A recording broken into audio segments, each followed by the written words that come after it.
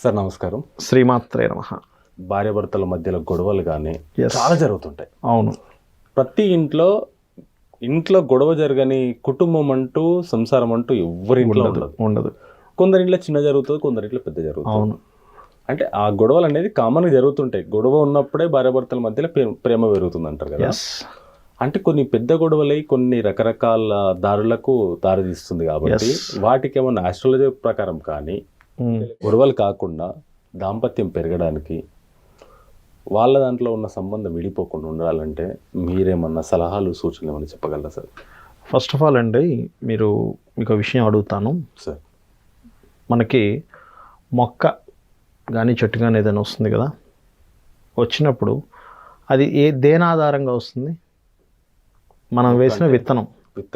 ఎటువంటి విత్తనం వేస్తే అటువంటి మొక్కే అటువంటి చెట్టే వస్తుంది, అటువంటి పళ్ళే వస్తాయి కదా. అవునవును. ఎప్పుడు కూడా మనం ఏదైనా గుర్తుపెట్టుకోండి, అది విద్య కావచ్చు, భార్యాభర్తల సంబంధం కావచ్చు, ఉద్యోగం కావచ్చు, బిజినెస్ కావచ్చు, మీరు వేసే విత్తనం ఎటువంటిదని ఆలోచించాలి. భార్యాభర్తల విషయంలో ఒక విత్తనం అనేటువంటిది ఉంటుంది. ఎక్కడి నుంచి పడాలా విత్తనం అంటే, చాలామంది ఏమంటుంటారంటే, ప్రతి ఒక్కరికి ఇప్పుడు ఒక అబ్బాయిని అడిగాము లేదా ఒక అమ్మాయిని అడిగాము, నీకు ఎలాంటి వాళ్ళు కావాలి అని ఒక అమ్మాయిని అడిగితే అమ్మాయి ఏం చెప్తుందంటే, నన్ను బాగా ప్రేమగా చూసుకోవాలి, నాకు అన్నీ కొనిపెట్టాలి, నన్ను బాగా అర్థం చేసుకోవాలంటూ ఉంటుంది. ఒక అబ్బాయిని అడిగిన అదే మాట అంటాడు. కానీ ఇక్కడే అందరూ మిస్టేక్ చేస్తున్నారు. ఏ మిస్టేక్ సార్ అది? ఏంటంటే ఎప్పుడు కూడా మనం బాగా చూసుకోవాలనే కాన్సెప్ట్లోకి వెళ్ళాలి. ఓకే. ఒక పురుషుడు అంటే ఒక అబ్బాయి వచ్చే భార్యని నేను బాగా చూసుకోవాలి, వచ్చే భార్యకి నేను బాగా ప్రేమనివ్వాలి, వచ్చే భార్యని నేను ఎంతో అంటే వాళ్ళ అమ్మా నాన్న ఎంతో ఇదిగా చూస్తాను, వాళ్ళ అమ్మా నాన్న మర్చిపోయేంత ప్రేమను నేను ఇవ్వాలనుకోవాలి ఒక పురుషుడు, ఒక అబ్బాయి. అలాగే అమ్మాయి కూడా నేను బాగా చూసుకోవాలి, నేను ప్రేమను చూపించాలనుకోవాలి. ఎలా అంటే ఒక తల్లి పిల్లల విషయంలో ఎప్పుడు కూడా పిల్లడు పుట్టి నన్ను ప్రేమగా చూసుకోవాలనుకోదు. పిల్లడికి రేపొద్దున ఈ స్వెటర్ వేసుకుంటాడో స్వెటర్ తయారు చేసి పెడుతుంది, రేపొద్దున్న ఎలాంటి స్కూల్స్లో జాయిన్ చేయాలనుకుంటుంది, వాడికి ఎంతసేపు వాడికి ఏం చేయాలని ఆలోచిస్తుంటుంది. ఎప్పుడు కూడా ప్రేమని ఎక్స్పెక్ట్ చేసినప్పుడు మనం అవతల వాళ్ళు ఎంత ఇస్తున్నా మనకు తక్కువే అనిపిస్తూ ఉంటుంది. ప్రేమను ఇవ్వడం ప్రారంభించినప్పుడు దాని ఆనందం వేరుగుంటుంది. మీరు ఎప్పుడైతే ఇస్తారో, ఒక అబ్బాయి ఉన్నాడు, ఎంతసేపు నాకు ఎలాంటి భార్య వస్తుంది, నన్ను ప్రేమగా చూసుకుంటుందా లేదా అన్నప్పుడు ఆ అమ్మాయి ఎంత ప్రేమ చూపించినా మీకు తక్కువే అనిపిస్తూ ఉంటుంది. అదే విషయంలో ఒక అమ్మాయి ఊహించుకుంటున్నప్పుడు అబ్బాయి ఎంత చూపించినా తక్కువే అనిపిస్తుంది. కాబట్టి ఏం చేయాలంటే, మీరు ఫస్ట్ నేను ప్రేమగా చూసుకుంటాననే విత్తనం వేయాలి మీ మైండ్లో. మీ మనసులో ఎప్పుడైతే ఆ విత్తనం పడిందో, మీరు ప్రేమ చూపిస్తున్నప్పుడు ఆటోమేటిక్గా అవతల వాళ్ళు ప్రేమ చూపిస్తారు. ఇప్పుడు మీరే ఉన్నారు, ఎవరైనా మీకు చక్కగా పలకరించారు, మీరు చక్కగా పలకరించరా? చిరాగ్గా పలకరిస్తే రెండోసారి మీరు పలకరించరు కూడా పలకరించరు. అవును సార్, అంతే. కాబట్టి ఏంటంటే భార్యాభర్తల విషయంలో ఫస్ట్ అక్కడ బీజం పడాలి. This is the first point. Okay, అది మొదటి పాయింట్. ఇక రెండోది, భార్యాభర్తలు వివాహం చేసుకున్న తర్వాత వాళ్ళ గొడవల్లోకి ఎవరిని ఎంటర్ అవనివ్వకూడదు. ఇంకా పెరిగిపోతే ఎంటర్ పొరపాటును కూడా ఎవరిని ఎంటర్ అవనివ్వకూడదు.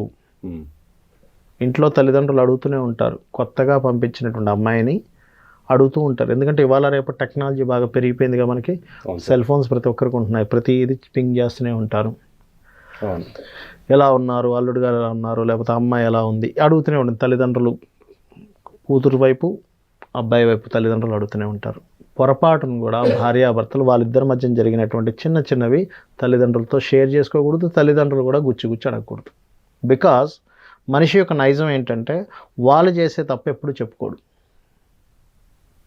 గుర్తుపెట్టుకోండి, వాళ్ళు చేసే చిన్న తప్పుల్ని ఒప్పుకోడు, ఎక్కడో అడ్డం పడుతూ ఉంటుంది. ఈగో. అవతల వాళ్ళు చేసిందే చెప్పడం స్టార్ట్ చేస్తారు. వీళ్ళు కనుక షేర్ చేసుకుంటూ ఉంటే, తల్లిదండ్రులు కదా పాపం, వాళ్ళకి ఎప్పుడు ఏదో ఉంటుంది, అయ్యో నా కూతుర్ని ఇంత బాధ పెడుతున్నాడు అల్లుడు అని ఉంటుంది, లేదా నా కొడుకుని ఇంత బాధ పెడుతుంది ఆ అమ్మాయి అన్నట్టుగా తల్లిదండ్రులకు ఉంటుంది.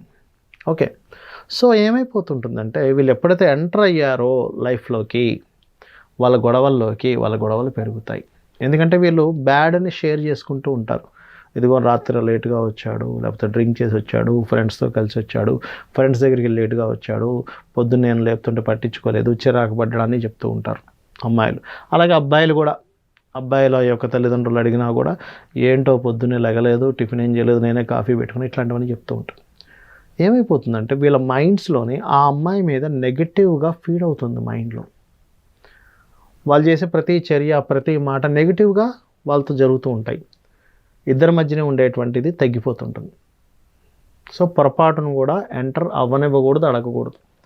ఒకవేళ ఎంటర్ అయినా కూడా చాలామంది చేసే మిస్టేక్ ఏంటంటే, తల్లిదండ్రులు పిల్లలకి చెప్పే మాట ఏంటంటే, ఎంటర్ అవుతారు, నువ్వు అడ్జస్ట్ అవ్వాలి అంటారు పిల్లల్ని. అది పొరపాటును కూడా వాడకూడదు. అడ్జస్ట్మెంట్ అనే వర్డ్ మీరు వాడారు అంటే ఆ పిల్లలకి తెలియని ఒక ఆత్మన్యూన్యత భావం, నేనే అడ్జస్ట్ అవ్వాలా, నేనే తగ్గిపోవాలా, నేనే అడ్జస్ట్ ఎందుకు అవ్వాలనేది స్టార్ట్ అవుతుంది. నువ్వు అర్థం చేసుకోవాలని చెప్పాలి. అర్థం చేసుకోవాలి అని చెప్తే ఏమవుతుందంటే, మనం ఒక పిల్లడు ఉన్నాడు, పిల్లడిని అర్థం చేసుకుంటాం, అడ్జస్ట్ అవుతాం. చిన్న పిల్లలతో అర్థం చేసుకుంటాం కదా. తల్లి ఎక్కడ కూడా పిల్లలతో అడ్జస్ట్ అవ్వదు. పిల్లడు ఎందుకు ఏడుస్తున్నాడు, వాడికి ఏం కావాలి అని అర్థం చేసుకుంటుంది. బికాజ్ ప్రతి ప్రాబ్లంకి సొల్యూషన్ ఏంటంటే ఈ విశ్వంలో అర్థం చేసుకోవడం, అడ్జస్ట్ అవ్వడం కాదు. అర్థం చేసుకుంటుంటే ఇంప్రూవ్ అవుతాము, అడ్జస్ట్ అవుతుంటే దిగజారిపోతాము. గుర్తుపెట్టుకోండి. అర్థం చేసుకొని ప్రాబ్లం, ప్రతి దానిలో ప్రాబ్లం అనుకుంటే ప్రాబ్లం ఉంటుంది. ప్రతిదీ మనం దాన్ని ఎలా అర్థం చేసుకొని సాల్వ్ చేసుకోవాలనుకుంటే సాల్వేషన్ దొరుకుతుంది. సో తల్లిదండ్రులు పూర్తిగా, అది పిల్లవాడు కావచ్చు, అమ్మాయి కావచ్చు, మీరు పొరపాటును కూడా నువ్వు అడ్జస్ట్ అవ్వాల్సిందే అన్న వర్డ్ అసలు వాడకూడదు. నువ్వు అర్థం చేసుకోవాలి. కొత్త అమ్మాయి, కొత్తగా వచ్చింది, ఆ అమ్మాయి పెరిగిన వాతావరణం వేరు, నువ్వు అర్థం చేసుకోవాలి. మనం సైన్స్ అర్థం చేసుకుంటున్నాం, సోషల్ అర్థం చేసుకుంటున్నాం, మ్యాథమెటిక్స్ ఫార్ములా అర్థం చేసుకుంటున్నాం. మరి మనిషిని అర్థం చేసుకోవచ్చు. అర్థం చేసుకోవాల్సిన విషయం సార్. సబ్జెక్ట్స్ని అర్థం చేసుకుంటున్నావు, మనుషులను అర్థం చేసుకోవా? ఒక డ్రైవింగ్ చేయాలంటే, నువ్వు కారు కొనుక్కుంటున్నావు అనుకుంటే, కారు కొనుక్కోవడానికి ముందు కారు ఎలా నడపాలో ఒక దగ్గరికి వెళ్ళి కోచింగ్ తీసుకుంటున్నావు. నువ్వు ఎలా నడపాలి, రూల్స్ ఏంటి, రెగ్యులేషన్స్ ఏంటి, ఇన్ని నేర్చుకొని నువ్వు కారు నడుపుతున్నావు తెచ్చుకొని. ఒక జీవితం డ్రైవ్ చేయాలనుకుంటున్నప్పుడు నువ్వు అర్థం చేసుకోకపోతే ఎట్లా మరి? సో ఫస్ట్ అర్థం చేసుకోవాలి. This is the second point. Third point, చాలామంది భార్యాభర్తల మధ్యన గొడవ రావడానికి ముఖ్యమైన కారణం ఏంటంటే, ఒకరు విషయాలు ఇంకోళ్ళు దాచిపెట్టుకుంటుంటారు. ఓకే, పర్సనల్ కాదు, పర్సనల్ ఇస్ డిఫరెంట్. వీళ్ళ వివాహం అవ్వకముందు జరిగిన అఫైర్స్ కావచ్చు, దట్ ఈస్ డిఫరెంట్. అది దాచిపెట్టుకోవాలి కొన్ని సందర్భాల్లో. లేదంటే కొన్నిసార్లు అవతల వాళ్ళ మైండ్ కనుక స్ట్రాంగ్గా లేకపోతే అది అనుమానానికి దారితీసే ఛాన్స్ ఉంటుంది. కొన్ని విషయాలు మనం చెప్పకపోవడం మంచిది. అన్నీ చెప్పాలని రూల్ లేదు అక్కడ కూడా. కొన్ని విషయాలు చెప్పకపోతేనే ఆనందంగా ఉంటాం.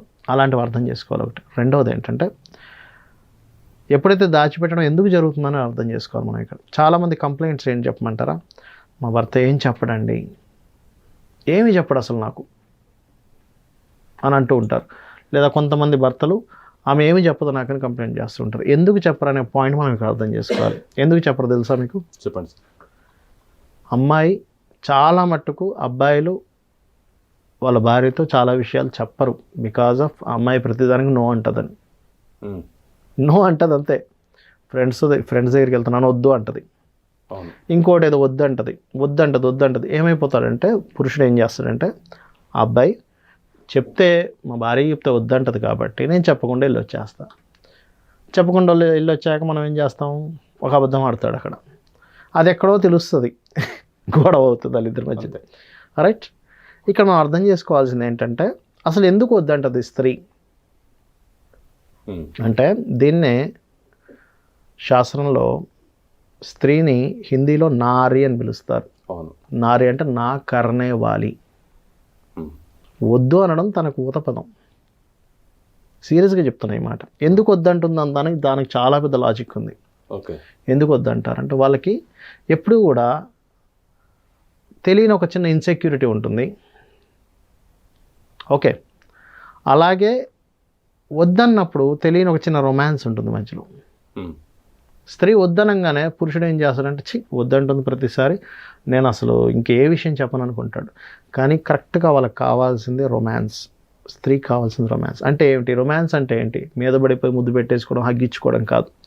ఒప్పించడంలో ఒక అందం ఉంటుంది. అట్లా కాదు, నేను ఫ్రెండ్స్ కదా, చిన్నప్పటి నుంచి ఫ్రెండ్స్, ఒకసారి వెళ్ళి కలవాలి, తప్పదు, అది ఇది అని చెప్పి మాట్లాడడంలో ఆ అమ్మాయి ఎంజాయ్ చేస్తుంది. తర్వాత ఎన్నిసార్లు రిమైండ్ చేసుకుంటుంది తెలుసా అండి ఆ అమ్మాయి?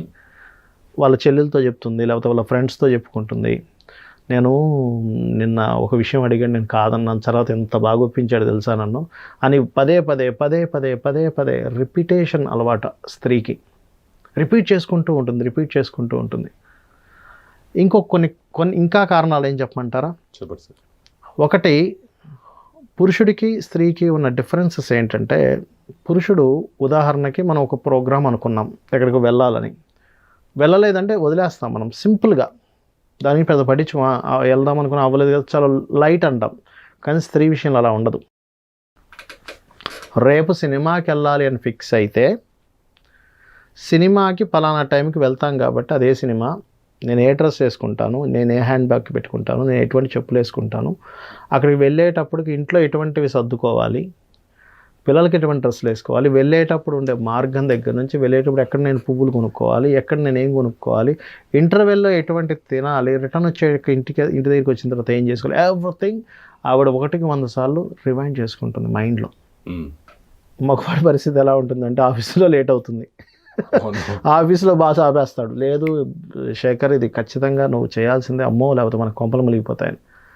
పురుషుడిది ఎలా ఉంటుందంటే, మగవాడి పరిస్థితి, సరే వాళ్ళు కాకపోతే రేపు వెళ్తా అనుకుంటాడు.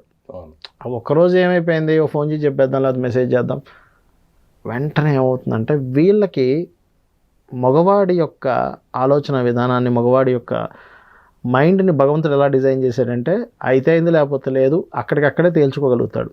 దీన్ని ఏం సినిమా వేసుకోడు మగవాడు. అవును సార్.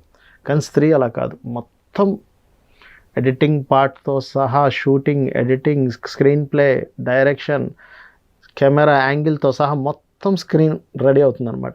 ఇంత రెడీ అయినటువంటి స్క్రీన్లో ఒక్కసారిగా వద్దనేసరికి ఆ డైరెక్టర్ కోపం వచ్చేస్తుంది, స్త్రీ అనే డైరెక్టర్ కోపం వస్తుంది, వచ్చి అసలు నీకేమీ బాధ్యత లేదు, స్టార్ట్ అయిపోతుంది. ఇక్కడ అర్థం చేసుకోవాల్సింది ఏంటంటే, స్త్రీ పురుషుల మధ్యని గొడవ రాకూడదు అనుకోవడం తప్పు. అందరు మిస్టేక్ చేసేది ఏంటంటే, గొడవ రాకూడదు, గొడవలు రాకుండా ఉంటే చాలు అనుకుంటారు. కాదు, గొడవ వచ్చాక దాన్ని సాల్వేషన్ చేసే దాన్ని ఒక రొమాన్స్గా మార్చుకోగలగాలి, అక్కడే గొప్పతనం ఉంటుంది. అలా గనక చేసుకోగలిగితే, ఇలాంటివి చాలా ఉన్నాయి మనం చెప్పుకుంటూ వెళ్తే, అలా గనక చేసుకోగలిగితే అద్భుతంగా ఉంటుంది.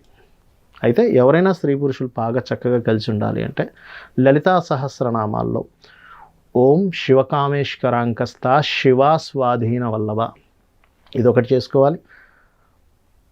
మందస్మిత ప్రభాపూర మజ్జత్ కామేశ మానస ఇదొకటి చేసుకోవాలి. రాహుకేతు గ్రహాల దగ్గర దీపారాధన చేయాలి. మరియు గోవుకి వెళ్ళి, గోశాలకు వెళ్ళి చక్కగా గణపతి పూజ చేసుకుంటూ, దుర్గానామాలు చేసుకుంటుంటే ఖచ్చితంగా వాళ్ళిద్దరి మధ్యన అన్యోన్యత పెరుగుతుంది. సౌత్ వెస్ట్లో వాళ్ళ ఫొటోస్లో ఒక లవ్ సింబల్స్ పెట్టి, రెడ్ కలర్లో, పింక్ కలర్లో పెట్టి పెట్టండి, సూపర్గా ఉంటారు వాళ్ళు. Sir thank you very much. శ్రీమాత్రే నమః.